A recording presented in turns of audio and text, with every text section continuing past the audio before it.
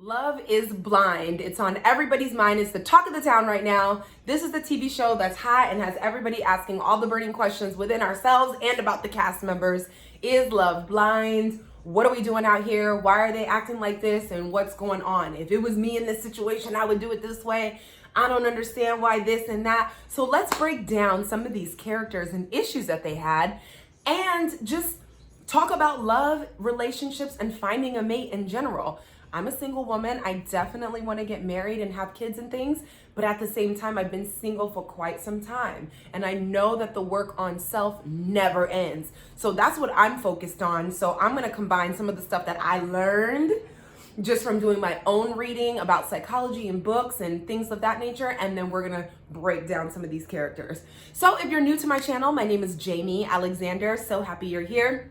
Click subscribe if you're feeling my vibe, and we will take it from there. So I'm not going to talk too much about me because you can see everything that I have going when you look through my channel. So we're going to dive into these couples. We're going to start with Kelly and Kenny. They had me sold. I was fooled. I was fooled all the way up until the point they were sitting on that dock to have food or whatever it was. And we discovered that they weren't having sex.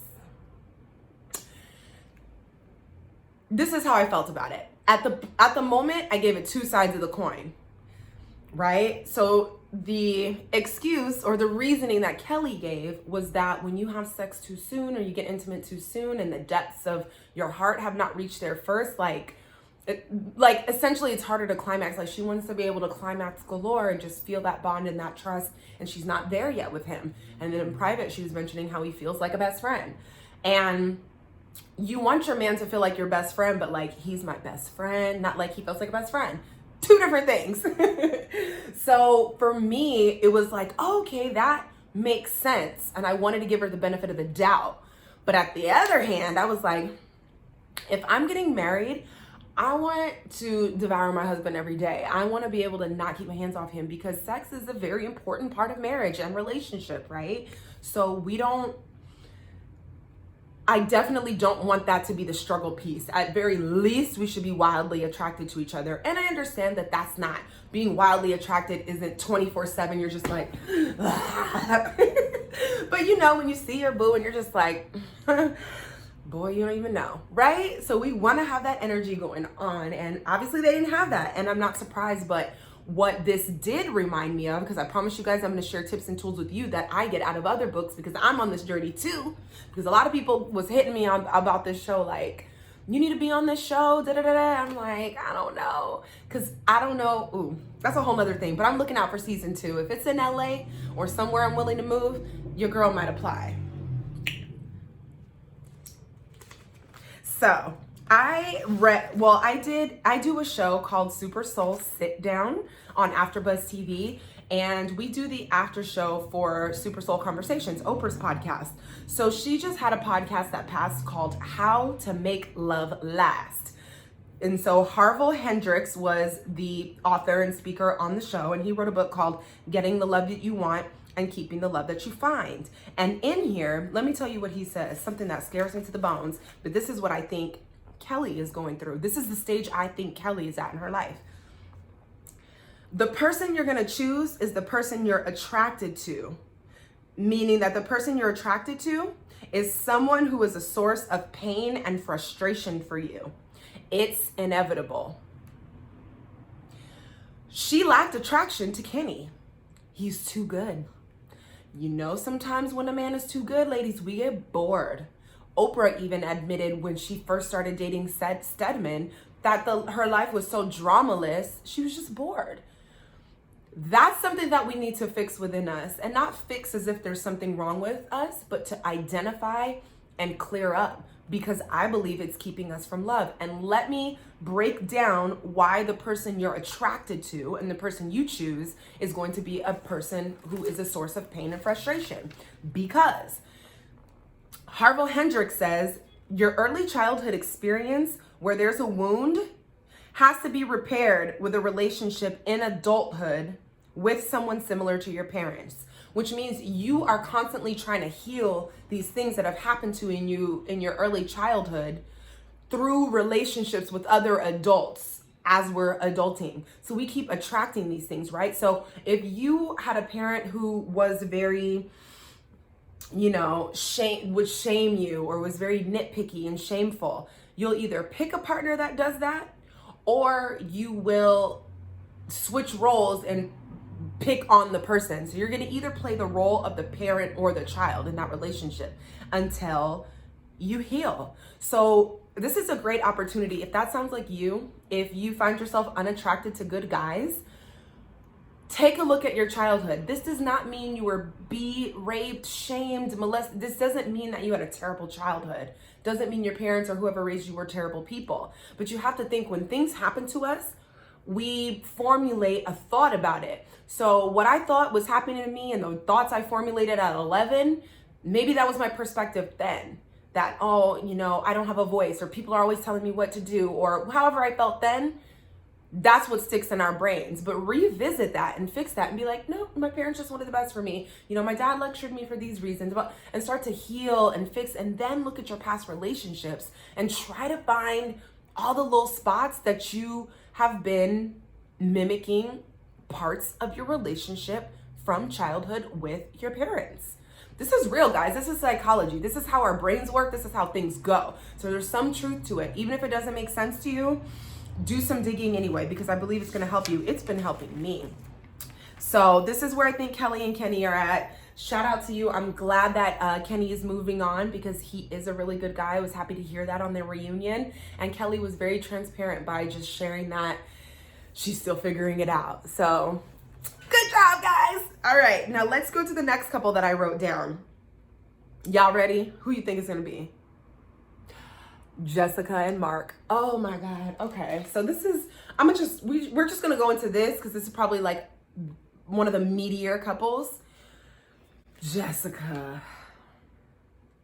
One thing I can say is, let's give everybody on this cast grace, because I was able to see a little bit of me in all of those people, in little bits and parts. It's just human behavior that we're looking at here, right? So when it comes to Jessica, my opinion, I feel like, especially with her drinking, I feel like I could observe that she's sad inside, or was sad inside. I realized this was about a year ago or whatever.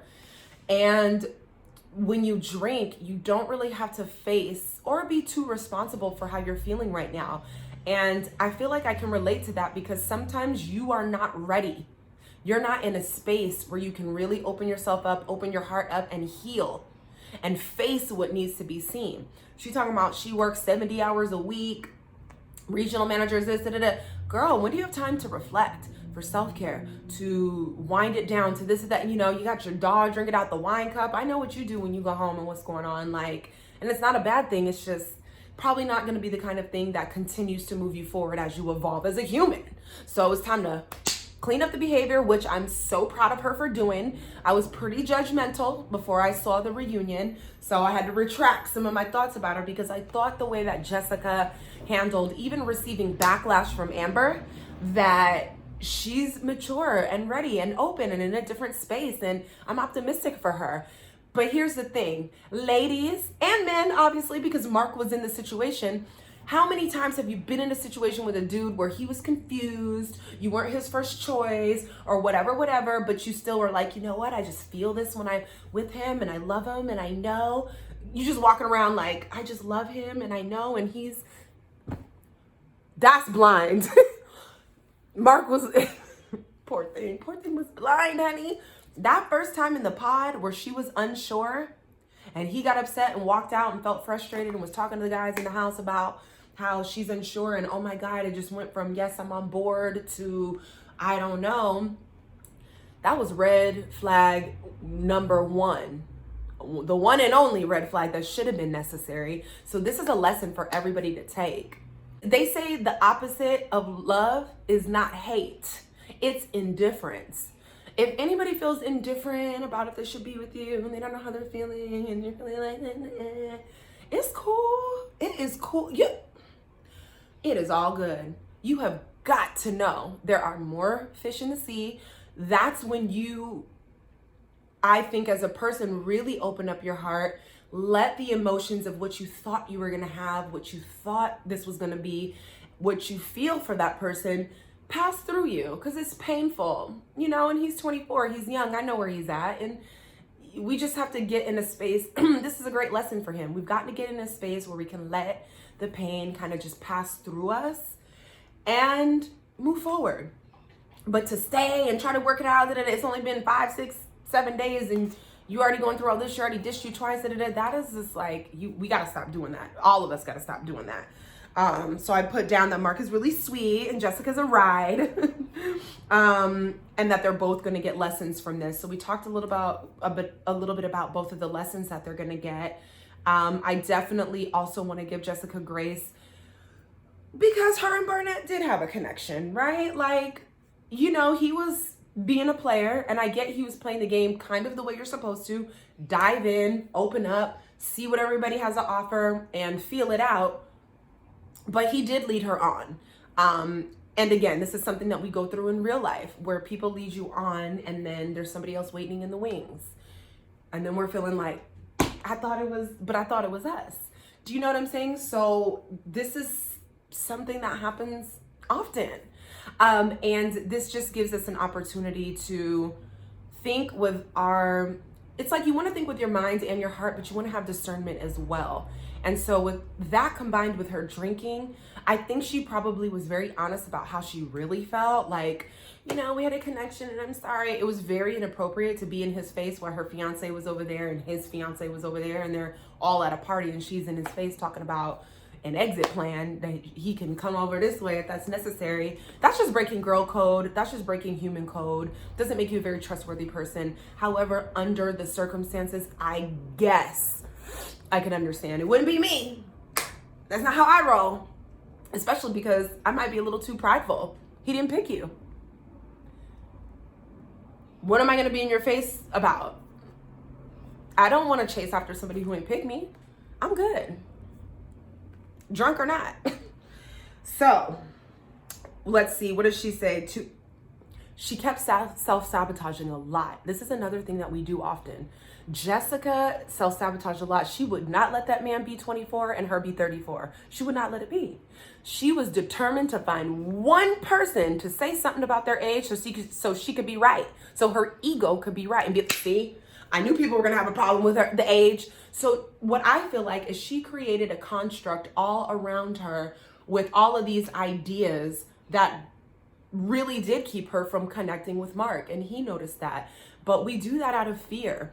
We put ourselves in a place where she's like, imagine building a fortress, right? You build this fortress. It's so pretty inside. You have natural, you have little, artificial lights that you put up. You got these beautiful walls. You got all this stuff. You're just in here. You're happy and you're good. Nobody can get in. Nobody can touch you. Nobody can be younger than you expected. Nobody can say anything about your drinking. Nobody can, you're just safe in there in that little spot where everything is just at arm's length.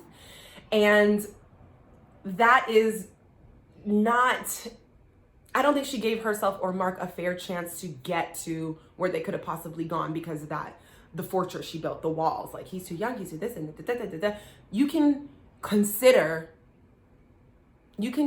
certain factors when it comes to things, but to just call it like what everybody's gonna say and to reject something for that reason, I think is just mostly fear-based, which she kind of said that she's kind of afraid. But one thing that stood out that she said to me, she said she's too much of a realist to take this big of a chance.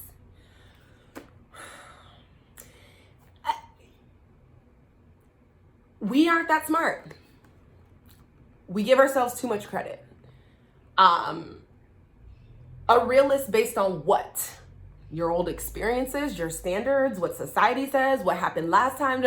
What is the reality, what is your realist thoughts based on?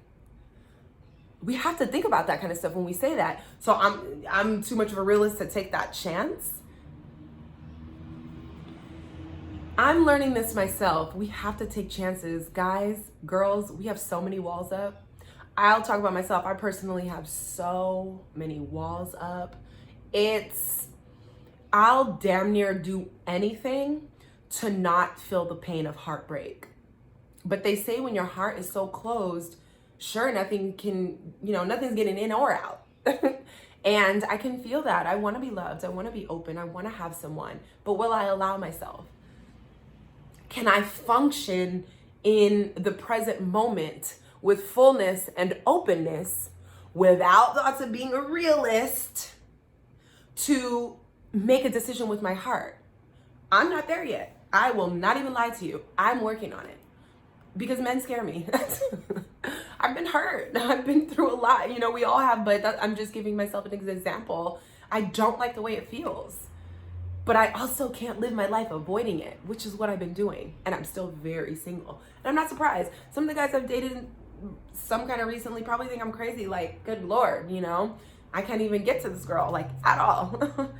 And that's because I've made it that way. I've put my fortress around. I don't want you to break my heart. I don't want to get a text seeing that you was with another girl. I don't want you to leave me. I don't want, but the lesson of what I study, this came from The Untethered Soul. It's a book by Michael Singer, which is an amazing book. So he talks about pain just being energy. And we run so far from that pain, that energy, that feeling, that we are not allowing ourselves to really live in the present moment. We think we're being present, but we're not. We have all these subconscious blocks in there because we don't want to feel pain. I don't want to feel pain either. I'm trying to learn, guys. Oh, I hate the way it feels. However, if we can get to the point where we can take a deep breath, and you know how when you're hurting, you get hot. If you could just let that, your heart is heating up. It's burning away. It's how do you say, it's becoming more refined by the burning.